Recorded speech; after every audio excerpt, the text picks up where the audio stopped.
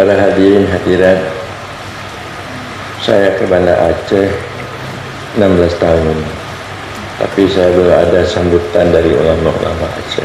Kedatangan saya, kepayahan saya untuk datang saya menyampaikan ilmu pengkajian Tauhid Tasawuf Sufi ini. Tapi saya ke Malaysia, 2 kali saja saya ke Malaysia berkunjung, mengantarkan anak sekolah.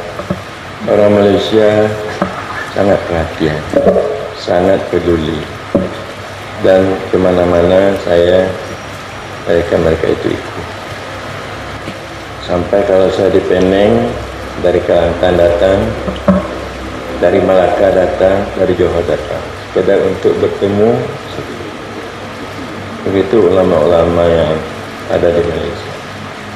Tapi ulama-ulama Aceh sampai sekarang mereka menyesatkan saya, mengangkatkan saya, sehingga baru-baru ini terjadi, yaitu dari masyarakat yang didorong oleh ulama untuk membuat anarkis, pelemparan batu ke mobil sehingga pecah-pecah mobil rusak, dan juga ada orang sehingga ada yang babak belur, keluar darah dari hidung. Ini di Aceh Jaya, di Abdiah, dan juga di Klut Utara, di daerah saya di Kota Pajar, dan juga di daerah-daerah lain seperti di Aceh Timur, dan juga seperti di Matang, dan juga seperti di Gurugo, di Bakar Balai. Ini adalah pekerjaan-pekerjaan anak-anak muda yang di belakangnya ulama-ulama menuduh saya membawa ajaran seperti mengatakan Allah Muhammad, pendapat Abdul Karim Al-Jili saya benarkan, dibenarkan oleh Tengku Amran, pendapat Abdul Karim Al-Jili Allah Muhammad, berarti Allah telah jadi Muhammad. Jadi orang MPTT Abu Amran menyembah Muhammad, membenarkan mengembalikan dhamir huwa kepada insan, berarti insan itu sudah jadi Allah. Jadi Engku Amran sudah jadi Allah. Jadi pahamnya itu paham kafir, paham murtad, menjadikan orang kafir. Maka oleh karena itu harus dibasmi, kalau perlu dibunuh. Jadi itu daripada ulama Aceh. Jadi bayanglah, karena ulama-ulama di Aceh ini kurang memahami ilmu tasawuf dan kesufian. Bagaimana kita maklumi bahwa agama ini terdiri dari 3 komponen. Ini ketiganya ini harus sekaligus, harus ada satu paket. Pertama, mengetahui hukum cara fikih, untuk kita mengetahui bagaimana beribadat, cara rukun sah batal beribadat dan bermuamalah, berhubungan dengan manusia, bagaimana kita tahu kawin, apa cara kawin, berjual beli, bagaimana jangan riba, itu muamalah, itu hukum fikih. Kita mengetahui yang diwajibkan Allah naik haji, bagaimana wajib haji, rukun haji, kita tahu, itu fikih. Kita disuruh berzakat, kapan sampai nisab, untuk zakat kerbau, untuk zakat kambing, berapa yang harus kita keluarkan, juga ada zakat perniagaan, itu hukum fikih. Makanya kedua adalah akidah.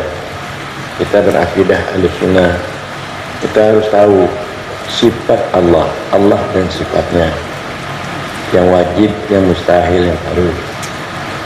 Nabi dan sifatnya, yang wajib, yang mustahil, yang harus. Dan apa yang disampaikan oleh Nabi yang gaib-gaib, ada surga, ada neraka. Nanti kita kalau tidak masuk surga, masuk neraka. Menurut iman dan amal yang kita lakukan di dunia ini. Dan kita harus tahu ihsan. Anta'budallah ka'annaka tarah. Engkau menyembah Allah seolah-olah engkau melihat Allah. Dengan apa kita lihat Allah? Apakah dengan mata kepala? Apakah dengan mata hati? Kita melihat, menyaksikan Allah dengan mata roh. dengan syuhud, dengan bermusyahadah. Karena roh ini merupakan cahaya daripada zat Allah, maka dia dekat sekali dengan zat Allah. Menyaksikan zat Allah, hilang roh kita, cahaya roh hilang, kembali kepada zat semata-mata. Agar dengan demikian kita dapat menghilangkan ananiyah, keakuan kita. Sebagaimana kita berzikir dalam tarikat Syatariyah, la ilaha illallah, tidak ada aniyahku selain Allah. Ananiyah maksud batinku selain Allah, kecuali ananiyahku adalah Allah. Ananiyah batin kita ini adalah Allah. Tidak ada batin kita selain Allah. Tidak boleh batin kita ini kita sangkutkan dengan diri kita. Itu Allah. Hilang ananiyah, kesombongan. Jangan kita melihat kita bangga dengan pekerjaan kita. Kita bangga dengan harta kita. Kita bangga dengan kedudukan pangkat kita. Karena itu bukan milik kita. Milik Allah diperpinjamkan kepada kita sementara. Jadi untuk paham ihsan kesucian ini, menghilangkan ananiyah, untuk meningkatkan akhlakul karimah pada diri kita. Akhlak, tahukah anda akhlak? Akhlak itu satu sifat yang ada pada diri kita. Kalau sifat itu baik, mudah kita melakukan amal-amal yang baik tanpa pikir, tanpa berpayah-payah. Tetapi kalau pada diri kita ada akhlak yang jelek, maka akan timbul perbuatan jelek tanpa pikir, tanpa berpayah-payah. Makanya untuk supaya ada sifat yang ada pada diri kita baik, makanya kita pandai bertawakal, menyerahkan urusan kita kepada Allah. Kita pandai tafwid, menyerahkan diri kita kepada Allah. Kita pandai taslim, menyerahkan ilmu kita kepada Allah. Allah yang lebih tahu. Kita pandai bermurakabah, yaitu keringan hati kita kepada Allah. Tadi kita pandai imbisat. Nah, imbisat ini artinya keterbukaan. Kalau kita sama Islam tidak boleh kita berpolitik-politik, itu tidak boleh, keterbukaan. Apa yang teringat sampaikan, supaya teman kita tahu apa kemauan kita dan apa yang harus dia bantu kita. Keterbukaan, imbisat. Jadi kita pandai petua, melihat kelebihan orang, hak orang, melupakan hak kita dan kelebihan kita, supaya kita nyambung dengan orang.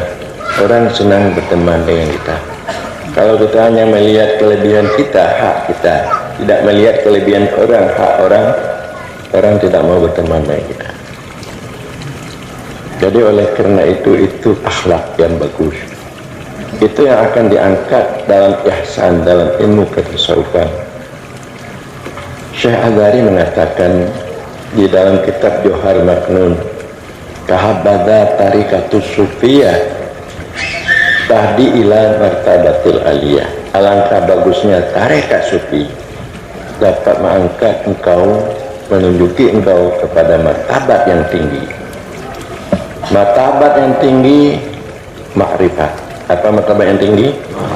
Makrifat. Martabat yang tinggi di bawah makrifat, akhlak yang bagus. Itu martabat yang tinggi. Kalau ada sudah ada makrifat pada anda, itu martabat tinggi. Semua orang sayang pada anda, makhluk-makhluk sayang pada kita. Jangankan orang Islam, orang-orang kafir sayang pada kita. Kalau ada makrifat, maka dikatakanlah al-makrifatu ra'sul mali. Makrifat itu adalah modalku. Kalau kita bisa dapat bermakrifat, lebih bahagia itu dari kita punya emas 1 uni, daripada kita punya pangkat sama pangkat yang tinggi. Makrifat yang dimaksud paling kurang makrifat khawas, paling kurang. Kalau dapat makrifat khawasul khawas. Makrifat terbagi tiga. Ada makrifat awam. Makrifat awam kita sekedar tahu sifat-sifat Allah yang wajib, yang mustahil, yang harus, untuk membedakan sifat kadim dengan sifat yang baru, sifat makhluk dengan sifat khalik. Itu makrifat awam. Jadi makrifat yang demikian itu artinya belum sampai ke tingkat mulia, masuk sudah boleh paling kurang makrifat tauhid kalam untuk mensahkan iman. Adapun makrifat khawas, cahaya keberadaan Allah itu masuk ke dalam hati kita. Cahaya keberadaan sifat Rahman Rahimnya ini, sayangnya Allah terlihat dalam hati kita. Dengan Allah, yaitu telah mengadakan nikmat pada kita, nikmat ijad, nikmat imdad, nikmat mengadakan, nikmat membantu kita ada, memberikan makanan, memberikan kesehatan. Ini nikmat imdad, memberikan segala macam untuk kita, memberikan istri, memberikan suami. Itu nikmat apa bukan?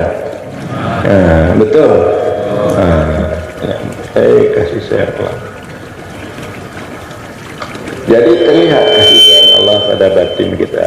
Jadi kita tidak perlu mencari Allah dengan dalil lagi, karena cahayanya itu sudah masuk. Allah itu lebih dekat pada kita daripada alam semesta. Itu dikatakan makrifat khawas. Kalau Anda dapat seperti itu, insya Allah Anda sudah sudah mulia di mana-mana.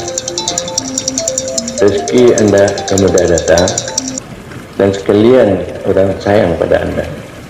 Kalau dapat Anda bermakrifat khawasul khawas, itu yang paling tinggi. Ini yang diajarkan oleh Sufi. Makrifat khawasul khawas, tidak terlihat keberadaan alam makhluk ini. Makhluk ini, alam ini seperti fata morgana, tidak mempunyai wujud dalam pandangan Anda, termasuk diri Anda. Hanya Allah semata-mata yang ada di dalam batin Anda. Itu tinggi lagi. Makanya inilah yang diajarkan di dalam ilmu ketasawufan, kesufian, di dalam kategori ihsan. Anta'budallah ka'annaka wa ilan takun tara fa'inahu. Jadi makrifat tinggi ini tidak kita peroleh. Untuk mendapatkannya sekedar kita belajar Minhajul Abidin, sekedar kita belajar umpama Muratul Budiah, itu bisa dapat. Kita harus menambah ilmu kesopan kita. Kita dapat belajar ya Ulumuddin secara keseluruhan, supaya kita dapat belajar insan kamil, memahami betul makia. Ini tidak boleh NPU hanya insan kami kau amaran ya, bukan insan kami ni, tidak, ganggukan Allah Muhammad, kaji cuma Allah yang kaji Muhammad. Dia tidak tahu wujud Allah itu ada pada Muhammad. Itu maknanya Allah Muhammad, wujud Allah itu ada pada Muhammad. Makna wujud perbuatan Allah pun ada Muhammad. Nah, tak tanya, nasi. Tapi karena Allah yang puji tanya kan perbuatan Allah, makanan tanya. Segala makanan minuman itu dari Allah. Jadi perbuatan Allah, sifat Allah tanya. Bentuk rupa tanya, tahu juga bentuk rupanya. Kehendak tahunya lagi nya.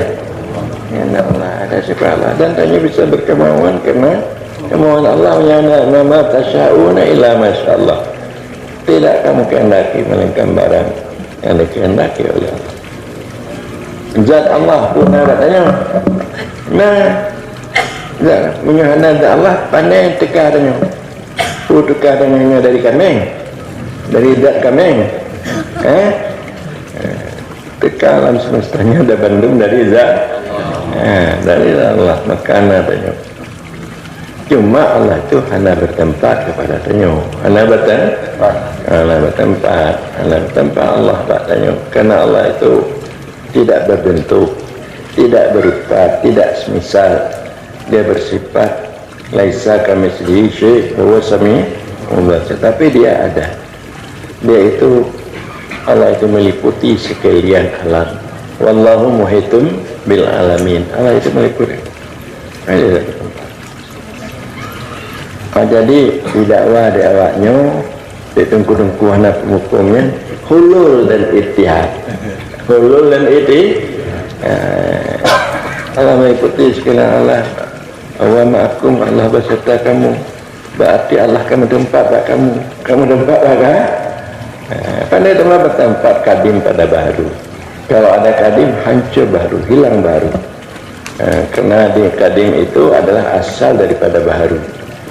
Lagi umpama di mentira menyekanai gadah tira. Gadah tira karena asal tiranya mbak i. S umpama S dengan I, asal S dari I, jadi kembali kepada asalnya.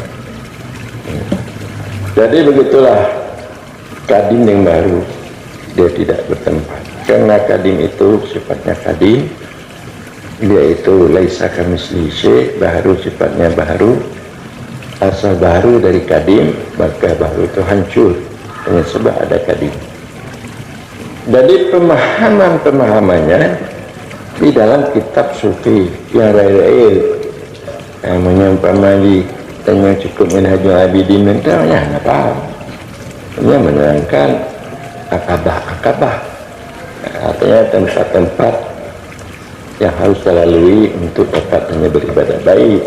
Jadi bagaimana tempat-tempat supaya kita dekat dengan Allah untuk mendapat ma'rifat yang baik. Yang perlu kita tasawuf yang tinggi-tinggi. Namanya Minhajul Abidin, akabah bagaimana supaya kita dapat beribadah istiqamah.